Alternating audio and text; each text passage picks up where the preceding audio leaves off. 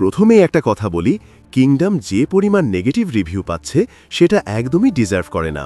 বরং আমি বলবো এটা হলো সাম্প্রতিক সময়ে দেখা সেরা অ্যাকশন ও গুড স্টোরি বেসড মুভিগুলোর একটি।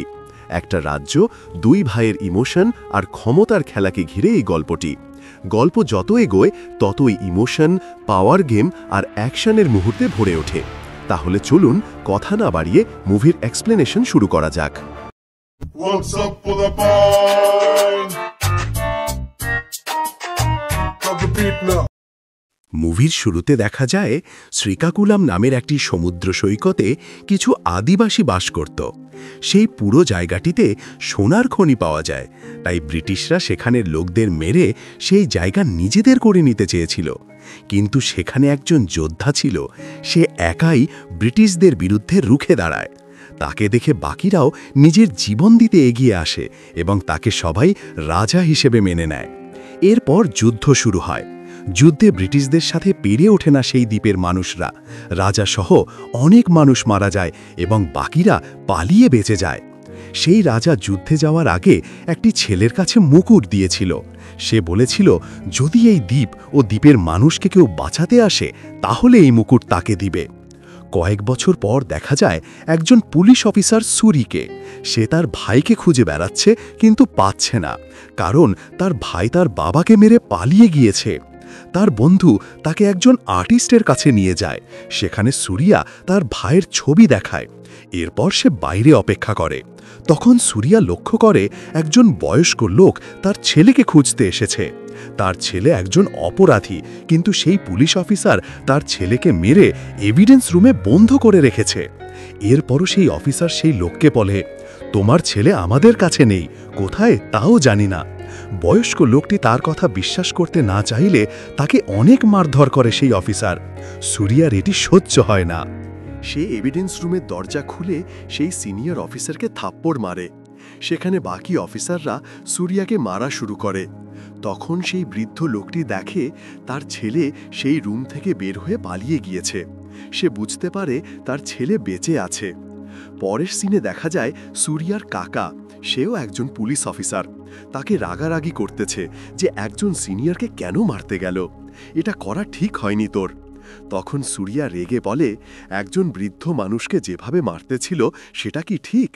কেউ অন্যায় করলে সে শাস্তি পাবেই, হোক সে যত বড়ই সিনিয়র। তখন সুরিয়ার মা তাকে একটি থাপ্পড় মারে। পরের দিন সুরিয়ার এক বন্ধু বলে, ডিজিপি এসেছে থানায়, এবার তো তোর চাকরি শেষ। চাকরি থেকে বের হয়ে কিন্তু আমাদের টিমে ক্রিকেট খেলতে হবে। তখন সুরিয়া তাকে টাকা দেওয়ার ভান করে একটি থাপ্পড় মেরে চলে যায়। সুরিয়া পুলিশ স্টেশনে যাওয়ার পর একজন অফিসার বলে, কাল যেভাবে সেই অফিসারকে থাপ্পড় মেরেছ, তোমার চাচাকেও ওইভাবে একটি থাপ্পড় মারো। সুরিয়া তাকে একটি থাপ্পড় মারে। এরপর সুরিয়াকে সেই পুলিশ বলে, তোর জন্য একজন কয়েদি পালিয়ে গিয়েছে, একজন পুলিশ অফিসারকে তুই মেরেছিস, তোকে সাসপেন্ড পরে আগে তোর ওপর কেস করব। তখন সুরিয়া বলে, আমার ওপরে কেস করতে গেলে আগে আপনাকে সেই কয়েদিকে বের করতে হবে, তখন জানতে পারবেন সেই কয়েদির নামে এফআইআর করা হয়নি। তখন আবার জানতে পারবেন তার বাবাকে সেখানে কেন মারা হয়েছে। তাই আপনি আমাকে সাসপেন্ড তো দূরের কথা, আমার নামে মামলাও করতে পারবেন না স্যার। সেখানে উপস্থিত ছিল ডিজিপি। সে তার সকল কথা বসে বসে শুনছিল। সুরিয়া তার চাচার কাছে ক্ষমা চাইতে গেলে তার চাচা বলে, কোনো সমস্যা নেই, তুই গিয়ে কিছু খেয়ে নে। রাতে সুরিয়া খেয়াল করে সেই ডিজিপি এসেছে তার সাথে দেখা করার জন্য। সে বুঝে উঠতে পারে না সে কেন তার সাথে দেখা করতে এসেছে। ডিজিপি বলে, তোমাকে একটি মিশনে পাঠাবো, কারণ তোমার মধ্যে সেই জিনিস আছে যা আমি কাল দেখেছি, তুমি পারবে এই কাজ করতে। সুরিয়া বলে, আমি পারবো না।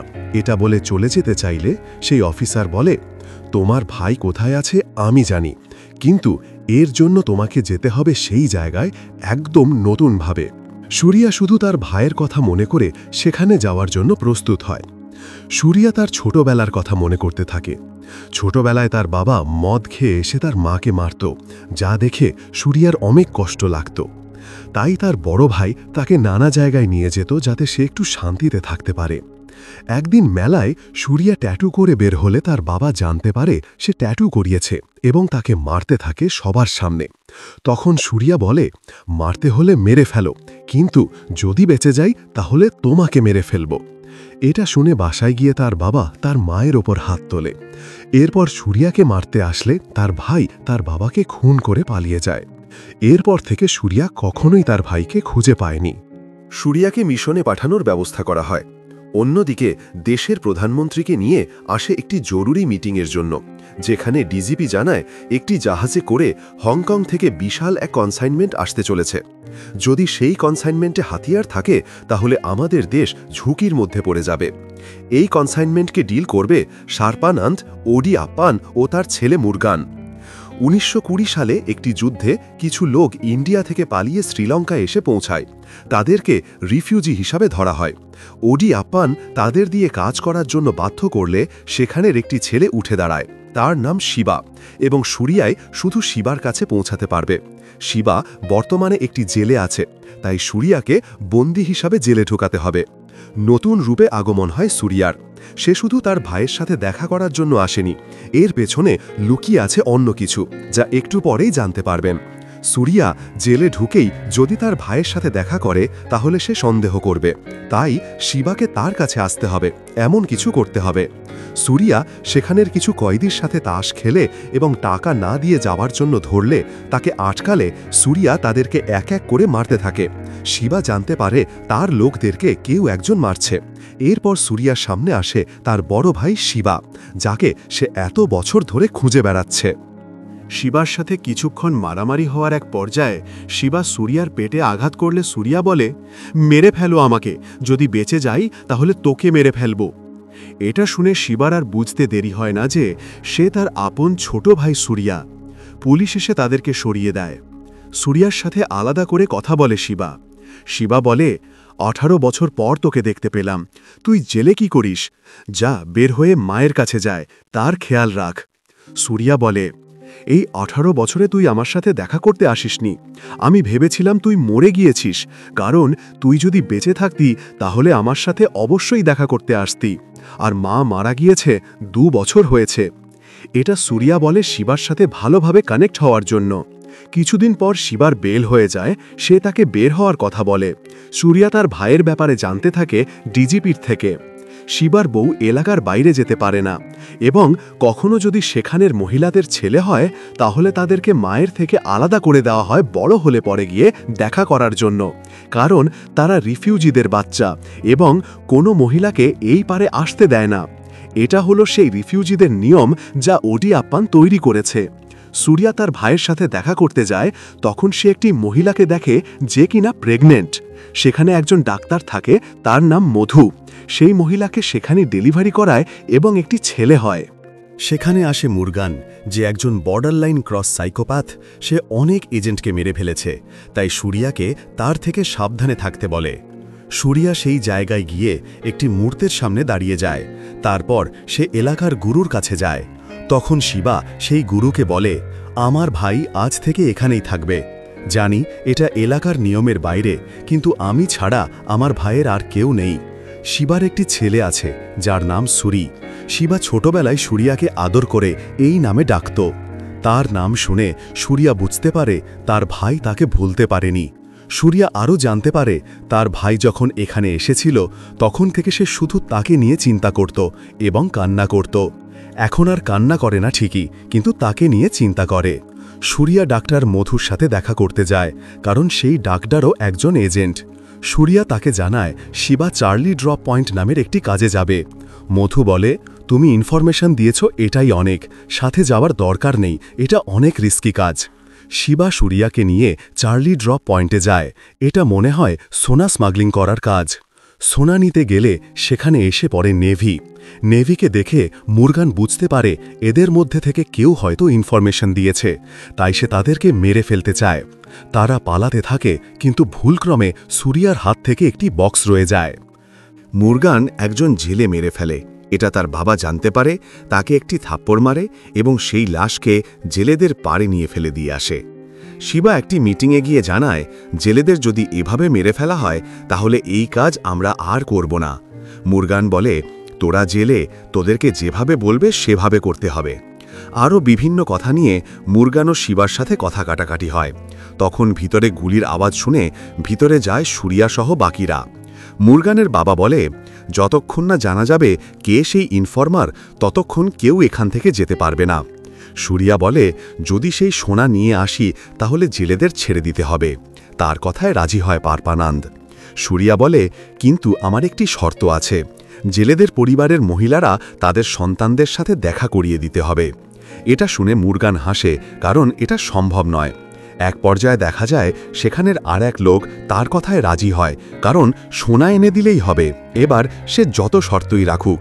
এক এক করে সবাই বন্দুক নিচে ফেলে ভোট দেয় যে যদি 3 দিনের মধ্যে সোনা নিয়ে আসতে পারো তাহলে জেলেদের ছেড়ে দেওয়া হবে এবং বাচ্চাদের তাদের মায়ের সাথে দেখা করিয়ে দেওয়া হবে।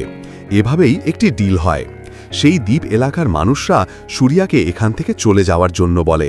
তখন তার ভাই শিবা এসে বলে, সেই 4 জন জেলেকে ফিরিয়ে আনার জন্য এটাই সঠিক কাজ। সুরিয়া এরপর কাজে লেগে যায়, নেভিদের গাড়ির ছবি তুলে সেই রকম গাড়ি তৈরি করে।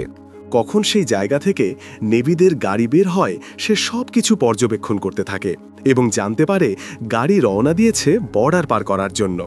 সুরিয়া তখন বলে, সোনা নেওয়ার সঠিক জায়গা হলো জঙ্গলের রাস্তা। এরপর রাস্তার মাঝখানে হাতি নামিয়ে দিয়ে অর্ধেক নেভিকে আগে পাঠিয়ে দেওয়া হয়, বাকি অর্ধেক রয়ে যায়। তখন একটি বাইক অ্যাক্সিডেন্ট হয়। নেভির লোক এসে দেখতে চাইলে দেখা যায় সেটি হলো সুরিয়া এবং সেখানে থাকা বাকি নেভিদের আটকে করে সোনা নিয়ে পালিয়ে যায়। তখন সামনে থাকা সেই নেভির অফিসাররা তাদেরকে সিগন্যালে না পেলে ফিরে যায় এবং সুরিয়া ও শিবার পিছু নিতে থাকে। একটি মোড়ে এসে সুরিয়ার গাড়ি একটি বড় ট্রাকে উঠে পড়ে এবং নেভিদের চোখ এড়িয়ে যায়। পরে একটি ব্রিজের ওপরে উঠলে দেখা যায় আর্মি চেকপোস্ট। শিবা গাড়িতে থাকা বাকিদের নেমে যেতে বলে এবং সুরিয়াকে বলে তাকে গাড়ি চালাতে দিতে, যাতে সে পালিয়ে যেতে পারে। সুরিয়া বলে, না, তোকে আমি ছাড়ব না, তাহলে আর কখনোই খুঁজে পাবো না। আর্মিদের সন্দেহ হয়, তারা সামনে এগিয়ে যেতে থাকে। সুরিয়া গাড়ি চালানো শুরু করে এবং একটি জায়গায় গিয়ে থেমে যায়। তখন শিবা একজন আর্মি অফিসারকে আটকে রেখে সুরিয়াকে আবার বলে পালিয়ে যেতে, কিন্তু সুরিয়ার মাথায় ছিল অন্য কিছু। সে আর্মিদের সামনে যেতে থাকে। এক পর্যায়ে অনেক সামনে চলে গেলে সে একটি টেলিফোন দেখে। তখন তার মনে পড়ে সে এই মিশনে আসার আগে বিপদে পড়লে তাকে একটি কোড ব্যবহার করতে বলেছে ডিজিপি। তখন সে কোনো মতে সেই টেলিফোনের কাছে গিয়ে কল দিয়ে সেই কোড হোয়াই সেন্ড বললে তার উপরে গুলি চলা বন্ধ হয় এবং তাকে চলে যেতে বলে। তখন তার ভাই শিবা বুঝতে পারে তার ভাই একজন পুলিশ এবং সেই হলো ইনফরমার। এরপর তাদের দেওয়া কথা অনুযায়ী সোনা ফিরিয়ে জেলেদের ছেড়ে দেওয়া হয় এবং একজন মাকে তার সন্তানের সাথে দেখা করার সুযোগ করে দেয় সুরিয়া।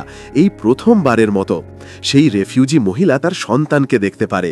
দেখে সেখানকার বাকি জেলেরা, সেই গুরু বলে এই প্রথম তাদের জীবনে কোনো চমৎকার ঘটনা ঘটেছে। জেলেরা সুরিয়াকে একজন মসিহা হিসাবে গ্রহণ করে কাঁধে নিয়ে। অন্যদিকে ওডিয়াপ্পান তার ছেলে মুরগানকে নানাভাবে অপমানিত করে, যা সুরিয়ার অনেক খারাপ লাগে, কিন্তু কিছু করার নেই, সে তার বাবা। সুরিয়া শিবাকে বলে, তুই, আমি ও ভাবি এখান থেকে চলে যাব, এদের কি হবে তা ভাবার সময় নেই। শিবা বলে, তুই এত নিজের জন্য ভাবিস তা জানতাম না। তখন শিবার এক বন্ধু এসে সেখানের এক লোককে মারা শুরু করে, কারণ সে একজন ইনফরমার। শিবার বন্ধু জানায় আগে অন্য একজনের ওপর নজর ছিল, কিন্তু পরে জানতে পারি এই সেই ইনফরমার। তখন একজন লোক এসে জানায় ওডিয়াপ্পান মারা গিয়েছে। তখন দেখা যায় ওডিয়াপ্পানকে তার ছেলে মুরগান পানিতে ডুবিয়ে মেরেছে। মুরগান সারপানন্দকে বলে, আমার বাবা মারা গিয়েছে, তাই আমি চাই জেলেদের সকল লোক এসে আমার বাবাকে শেষবারের মতো দেখুক এবং মেয়েদেরকেও আসতে বলবে। এটা বলে চলে যায়। সুরিয়া ডিজিপির থেকে জানতে পারে কন্টেনারে করে অনেক পরিমাণে বন্দুক আসতে চলেছে, কিন্তু সেই কন্টেনার নম্বর কত তা জানা নেই, সেটি শুধু শিবা জানে। তুমি শিবার থেকে সেই নম্বর জেনে আমাদের বলতে হবে। সুরিয়া তার ভাইয়ের কাছে সেই নম্বর জানতে যায়, কিন্তু শিবা তাকে বলতে চায় না। তখন সুরিয়া অনেক আবদার করে এবং বলে, তোর কাছে সবাই আছে, কিন্তু আমার কেউ নেই। তুই যাওয়ার পর থেকে মা আমার সাথে ঠিকমতো কথা বলেনি। তখন শিবা বলে, কিন্তু তুই তো বলেছিলি মা মারা গিয়েছে। সে বুঝতে পারে সুরিয়া তার সাথে মিথ্যে কথা বলেছে। সে চলে যাবার সময় সুরিয়া তাকে জড়িয়ে ধরে। তখন শিবা তাকে সেই কন্টেনার নম্বরটি জানায় এবং বলে, সেটি আমি লোড করব, সেটি নিতে হলে আগে আমাকে মেরে ফেলতে হবে। এটা বলে চলে যায়। সেই রাতে জেলেরা সবাই ওডি আপনকে দেখতে যায়। মুরগান তাদের জন্য খাবারের ব্যবস্থা করে। অন্যদিকে সেই ডিজিপি সুরিয়ার সাথে বেইমানি করে। সে মুরগানের সাথে একজন লোককে দিয়ে এই নিউজ পাঠায় যে সুরিয়া ও শিবার মধ্যে যে কোনো একজনই ইনফরমার, যাতে সেই সকল সোনা ও অস্ত্র সে নিজে ও মন্ত্রীর সাথে ভাগাভাগি করে নিতে পারে। সেই এজেন্ট গিয়ে পারপানন্দকে সেই ডকুমেন্টস দেয়, কিন্তু পারপানন্দের বিশ্বাস আছে শিবা এই কাজ করতে পারবে না। মুরগান বলে, সুরিয়া এখানে আসেনি, তাকে খুঁজে নিয়ে আসো। সার্পানন্দ গিয়ে শিবাকে বলে, তুই নাকি তোর ভাই এজেন্ট, আমাকে সত্যি করে বলো, শুধু এইটুকু বলো যে সেই এজেন্ট তুই না। শিবা সব দোষ নিজের ওপর নিয়ে নেয় যাতে তার ভাই বেঁচে যায়। তখন সেখানের সবাই তাকে মারার জন্য বলে। তখন আবার মুরগান একটি চালাকি করে। সে জানায়, যদি এজেন্ট শিবা হয়ে থাকে তাহলে আর কে কে জানে আমাদের কন্টেনারের নম্বরের কথা, নাকি সবাই জানে? এটা বলে সেখানে থাকা সকল জেলেদের মেরে ফেলার জন্য নির্দেশ দেয়। অন্যদিকে সুরিয়া মধুকে জানায়, আমার ভাই আমার জন্য যা করেছে তা আমি কখনো ভুলব না, কিন্তু উনি বুঝতে চাচ্ছেন না আমি তাকে কতটা ভালোবাসি। তাই আমি তাকে নিয়ে চলে যেতে চাচ্ছি, কারণ ছোটবেলায় আমি আমার বাবাকে মেরেছিলাম, কিন্তু শিবা নিজের ঘাড়ে দোষ চাপিয়ে নিয়েছে। এরপর দেখা যায় মুরগানের নির্মম অত্যাচার। সে এক এক করে সেখানে থাকা সকল জেলেকে মারতে থাকে, যা ছিল অত্যন্ত নির্মম। মুরগান যে আসলেই একজন সাইকো সেটি তার এই সকল কাজেই বোঝা যায়। শিবাকে সে খুব খারাপভাবে মারে। সেখানে বেঁচে থাকা কিছু লোক বাইরে বের হতে চাইলে দেখা যায় দরজা বন্ধ। শিবা একটি গাড়ি নিয়ে সেই দরজা ভেঙে ফেলে এবং গাড়ির মধ্যে রয়ে যায় বাকিরা কোনো মতে বেঁচে ফিরে। সুরিয়া ঘুম থেকে উঠে পড়ে। তখন সে দেখে মধু কিছু একটা দেখে চুপ হয়ে আছে। সুরিয়া দেখে সেখানে কোনো মানুষ নেই এবং কোনো বোট নেই, তার মানে কিছু একটা হয়েছে। সে পার হয়ে দেখে বেঁচে যাওয়া জেলেরা লাশ খুঁজতে এসেছে। সেখানে সে শিবারও লাশ পায়।